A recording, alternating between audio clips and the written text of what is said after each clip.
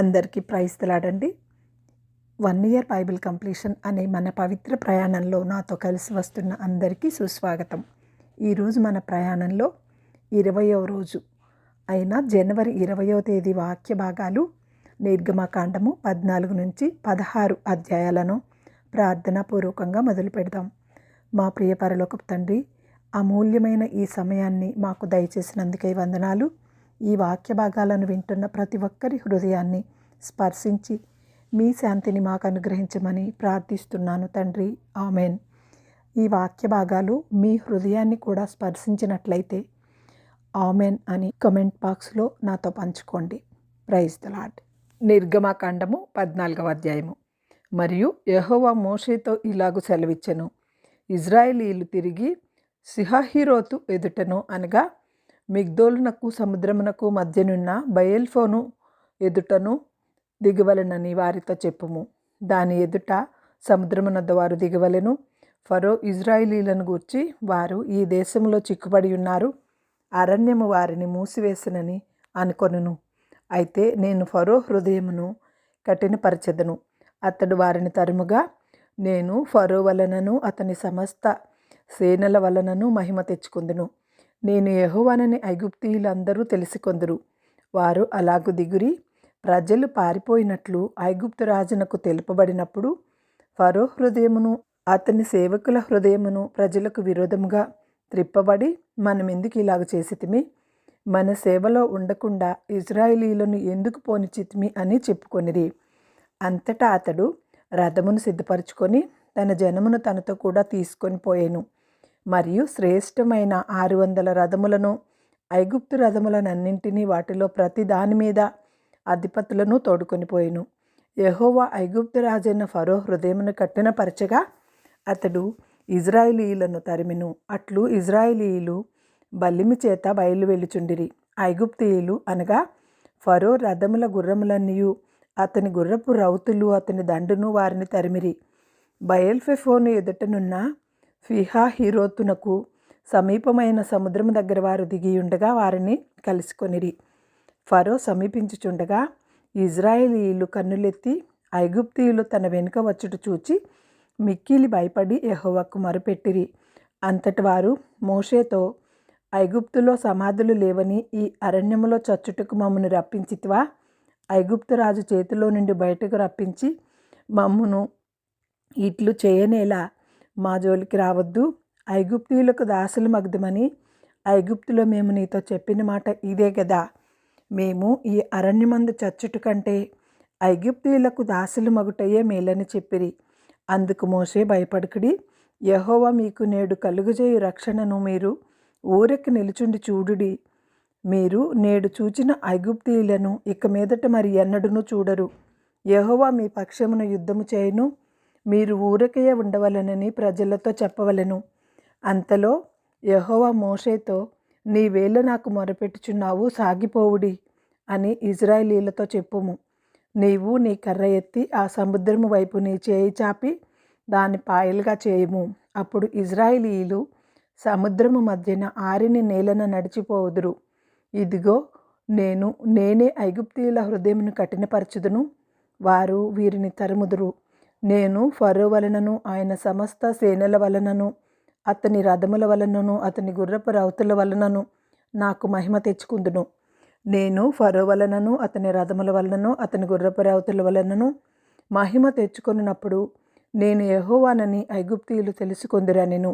అప్పుడు ఇజ్రాయేలీయుల ఎదుట సమూహమునకు ముందుగా నడిచిన దేవదూత వారి వెనుకకు పోయి వారిని వెంబడించెను. ఆ మేఘస్తంభము వారి ఎదుట నుండి పోయి వారి వెనుక నిలిచెను. అది ఐగుప్తీయుల సేనకును ఇజ్రాయేలీయుల సేనకును నడుమ ప్రవేశించెను. ఇది మేఘము కనుక వారికి చీకటి కలిగెను, కానీ రాత్రి అది వీరికి వెలుగిచ్చెను కనుక ఆ రాత్రి అంతయు ఇజ్రాయేలీయుల సేన ఇజ్రాయేలీయులను సమీపింపలేదు. మోషే సముద్రము వైపు తన చేయి చాపగా యెహోవా ఆ రాత్రి అంతయు బలమైన తూర్పు గాలి చేత సముద్రమును తొలగించి దానిని ఆరిన నేలగా చేసెను. నీళ్లు విభజింపబడగా ఇజ్రాయేలీయులు సముద్రము మధ్యను ఆరిన నేల మీద నడిచిపోయిరి. ఆ నీళ్లు వారి కుడి ఎడమ పక్కలను వారికి గోడవలే ఉండెను. ఐగుప్తీయులను ఫరో గుర్రములను రథములను రౌతులను వారిని తరిమి సముద్ర మధ్యమున చేరిరి. అయితే వేకువ జామున యెహోవా ఆ అగ్ని మేఘమయమైన స్తంభము నుండి ఐగుప్తీయుల దండు వైపు చూచి ఐగుప్తీయుల దండును కలవరపరిచి వారి రథ చక్రములు ఊడిపడినట్లు చేయగా వారు బహు కష్టపడి తోలుచుండిరి. అప్పుడు ఐగుప్తీయులు, ఇజ్రాయిలీల ఎదుటి నుండి పారిపోదుము రండి, యెహోవా వారి పక్షమున మనతో యుద్ధము చేయుచున్నాడని చెప్పుకొనిరి. అంతలో యెహోవా మోషేతో, ఐగుప్తీయుల మీదకిని వారి రథముల మీదకిని వారి రౌతుల మీదకిని నీళ్లు తిరిగి వచ్చినట్లు సముద్రము మీద నీ చేయి చాపమనెను. మోషే సముద్రము మీద తన చేతిని చాపగా ప్రొద్దు పొడిచినప్పుడు సముద్రము అధిక బలముతో తిరిగి పొర్లెను కనుక ఐగుప్తీయులు అది చూచి వెనుకకు పారిపోయిరి. అప్పుడు యెహోవా సముద్ర మధ్యమును ఐగుప్తీయులను నాశనము చేసెను. నీళ్లు తిరిగి వచ్చి ఆ రథములను రౌతులను వారి వెనుక సముద్రంలోనికి వచ్చిన ఫరో యొక్క సర్వసేనను కప్పివేసెను. వారిలో ఒక్కడైనను మిగిలి ఉండలేదు. అయితే ఇజ్రాయిలీయులు ఆరిన నీళ్లను సముద్రము మధ్యనున్నప్పుడు ఆ నీళ్లు వారి కుడి ఎడమ ప్రక్కల గోడవలే ఉండెను. ఆ దినమున యెహోవా ఐగుప్తీయుల చేతిలో నుండి ఇజ్రాయిలీయులను రక్షించెను. ఇజ్రాయిలీయులు చచ్చిన ఐగుప్తీయులను సముద్ర తీరమున చూచిరి. యెహోవా ఐగుప్తీయులకు చేసిన గొప్ప కార్యమును ఇజ్రాయిలీయులు చూచిరి కనుక ఆ ప్రజలు యెహోవాకు భయపడి యెహోవా యందును ఆయన సేవకుడైన మోషే యందును నమ్మకముంచిరి. నిర్గమకాండము 15వ అధ్యాయము. అప్పుడు మోషేయు ఇజ్రాయిలీయులను యెహోవాను గూర్చి ఈ కీర్తన పాడిరి. యెహోవాను గూర్చి గానము చేసెదను. ఆయన మిగుల అతిశయించి జయించెను. గుర్రమును దాని రౌతును ఆయన సముద్రములో పడద్రోసెను. యెహోవాయే నా బలము నా గానము. ఆయన నాకు రక్షణయు ఆయను. ఆయన నా దేవుడు, ఆయన నేను వర్ణించెదను. ఆయన నా పితరుల దేవుడు, ఆయన మహిమ నుతించెదను. ఆయన యుద్ధశూరుడు, యెహోవా అని ఆయనకు పేరు. ఆయన ఫరో రథములను ఆయన సేనలను సముద్రములో పడద్రోసెను. అతని అధిపతులలో శ్రేష్ఠులు ఎర్ర సముద్రములో మునిగిపోయిరి. అగాధ జలములు వారిని కప్పెను. వారు రాతి వలె అడుగంటిపోయిరి. యెహోవా నీ దక్షిణ హస్తము బలముంది అతిశయించును. యెహోవా నీ దక్షిణ హస్తము శత్రువుని చితకగొట్టును. నీ మీదికి లేచి వారిని నీ మహిమాతిశయము వలన అణిచివేయుదువు. నీ కోపాగ్నిని రగులజేయుదువు. అది వారిని చెత్తవలె దహించును. నీ నాసిక రంధ్రముల ఊపిరి వలన నీళ్లు రాశిగా కూర్చబడెను. ప్రవాహములు కుప్పగా కూలెను. అగాధ జలములు సముద్రము మధ్య గడ్డకట్టెను. తరిమెదను, కలుసుకొనెదను. దోపుడు సొమ్ము పంచుకొనెదను. వాటి వలన నా ఆశ తీర్చుకొనేదను. నా కత్తి దూసెదను. నా చేయి వారిని నాశనము చేయనని శత్రువు అనుకొనెను. నీవు నీ గాలిని విసరజేసితివి. సముద్రము వారిని కప్పెను. వారు మహా అగాధమైన నీళ్లలో సీసము వలె మునిగిరి.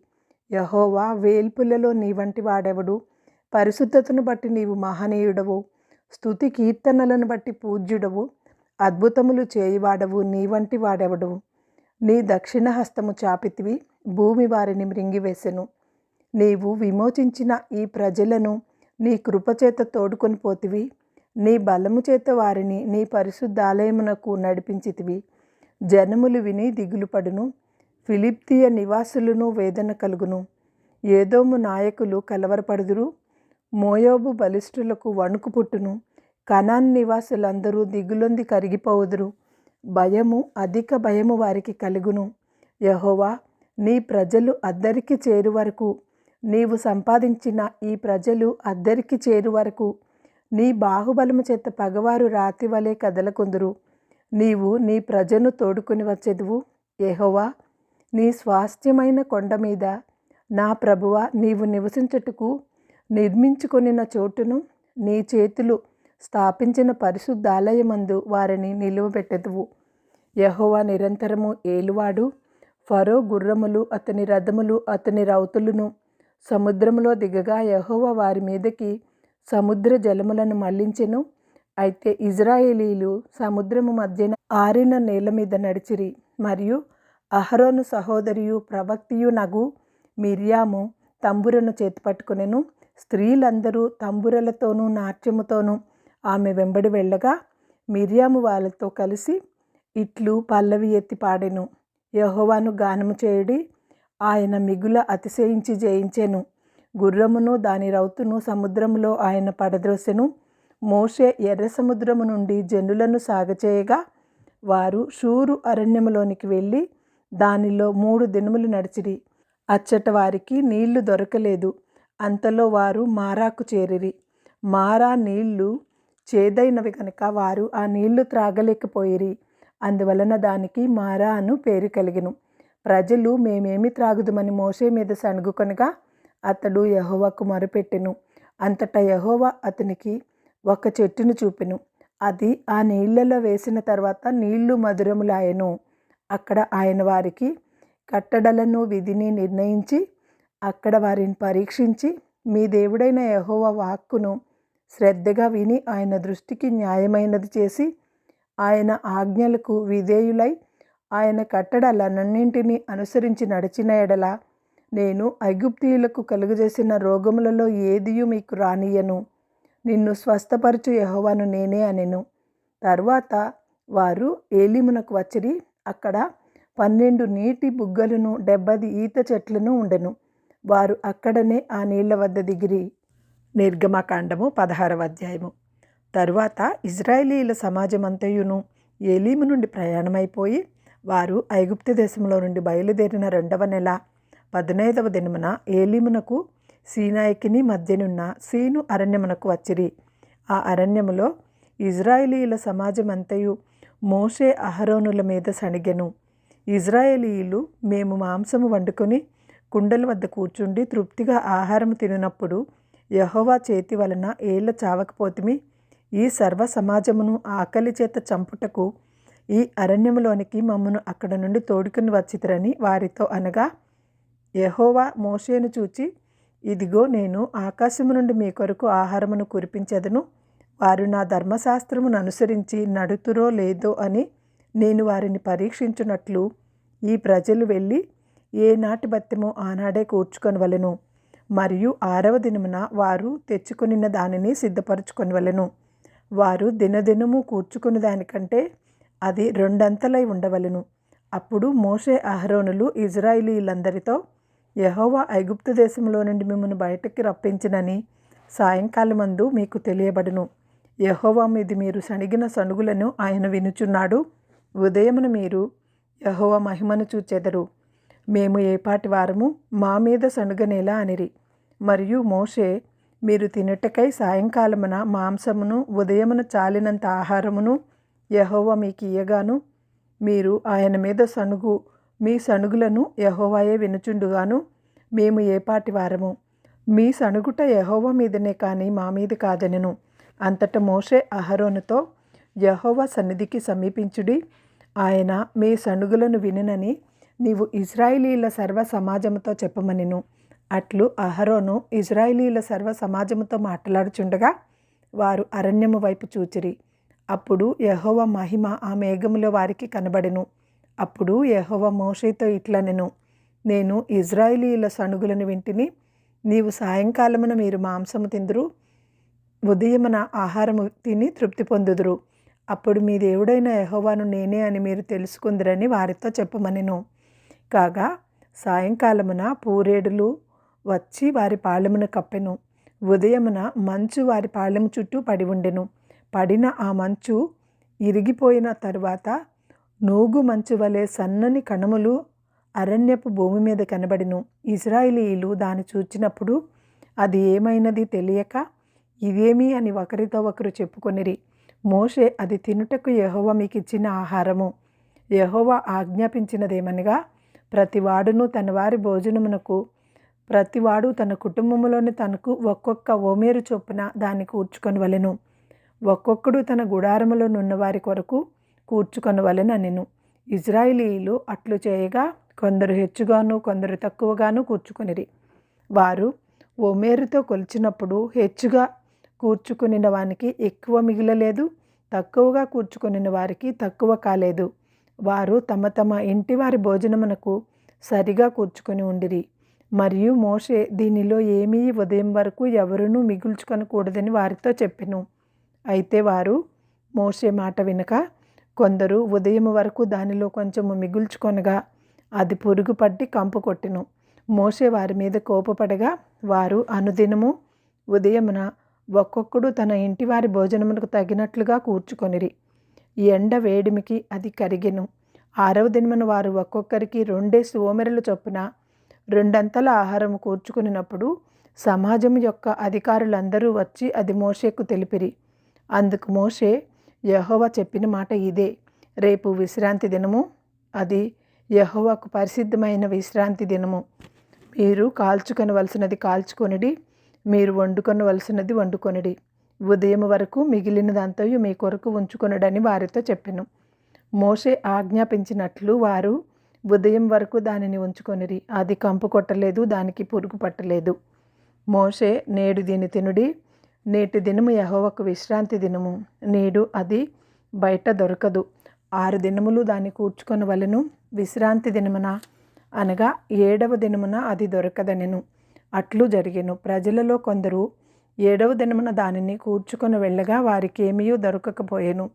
అందుకు యెహోవా మోషేతో ఇట్లనెను, మీరు ఎన్నాళ్ల వరకు నా ఆజ్ఞలను నా ధర్మశాస్త్రమును అనుసరించి నడవనొల్లరు? చూడుడి, నిశ్చయముగా యెహోవా ఈ విశ్రాంతి దినమును ఆచరించుటకు సెలవిచ్చిన గనుక 6వ దినమున 2 దినముల ఆహారమును మీకు అనుగ్రహించుచున్నాడు. ప్రతివాడును తన ఆ చోట నిలిచి ఉండవలెను. 7వ దినమున ఎవడునూ తన చోటు నుంచి బయలు వెళ్ళకూడదు. కాబట్టి 7వ దినమున ప్రజలు విశ్రమించిరి. ఇజ్రాయేలీయులు దానికి మన్నా అను పేరు పెట్టిరి. అది తెల్లని కొత్తిమీర గింజల వలె ఉండెను. దాని రుచి తేనెతో కలిపిన అపూముల వలె ఉండెను. మరియు మోషే ఇట్లనెను, యెహోవా ఆజ్ఞాపించినదేమనగా, నేను ఐగుప్తు దేశము నుండి మిమ్మల్ని బయటికి రప్పించినప్పుడు అరణ్యములో తినుటకు నేను మీకు ఇచ్చిన ఆహారమును మీ వంశస్థులు చూచినట్లు వారు తమ వద్ద ఉంచుకొనుటకు దానితో 1 ఓమెరు పట్టు పాత్రను నింపుడనెను. కాబట్టి మోషే అహరోనుతో, నీవు 1 గిన్నెను తీసుకొని దానిలో 1 ఓమెరు మన్నాను పోసి మీ వంశస్థులు తమ వద్ద ఉంచుకొనుటకు యెహోవా సన్నిధిలో దాన్ని ఉంచమనెను. యెహోవా మోషేకు ఆజ్ఞాపించినట్లు ఉంచబడుటకు సాక్ష్యపు మందసము ఎదుట అహరోను దానిని పెట్టెను. ఇజ్రాయేలీయులు నివసింపవలసిన దేశమునకు తాము వచ్చు 40 ఏండ్లు మన్నానే తినుచుండిరి. వారు కనాను దేశపు పొలిమేరలు చేరు వరకు మన్నాను తినిరి. ఓమెరు అనగా ఎఫాలో 10వ భాగము.